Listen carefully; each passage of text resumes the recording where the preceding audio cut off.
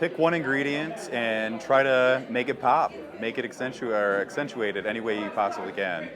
Because I'm looking for something that really stands out at the table. Couple things. First off, think in general about how you make good homebrew. First off, cleaning and sanitation. After that, temperature control. And then start thinking about your recipe and, okay, am I adding anything? Are there any adjuncts? How am I going to put these into play? And overall balance. If you're going to put coffee in there, is it going to be in balance with the chocolate? Carbonation. I've done, this is my third judging for this, and I can tell you 100% that if you do not carbonate correctly, it totally affects the way that we see your beer. I would tell people to make sure you leave enough time between when you bottle your beer and when you turn it in for judging.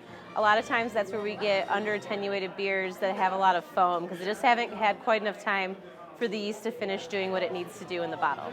Well, from years past, I could say that if you're going to use a lot of spices or have a spice beer, I would hope that you have a lot of practice with those spices because a competition is usually not the time to experiment with those sorts of things. One of the biggest pieces of advice that I give to a lot of homebrewers is to make sure your beer ferments all the way through, it attenuates fully. Some tricks to that can be temperature control, make sure your beer is not too cold or the yeast will peter out, make sure you pitch enough yeast, make sure you don't cut it off too soon, give it time to do what it wants to do. But the other piece of advice I would say, at the end of the day, just have fun and enjoy what you're doing. It's just a hobby. Each beer you can learn from. You're going to make mistakes, and that's the best way to learn is to make mistakes and to get better each time and have fun.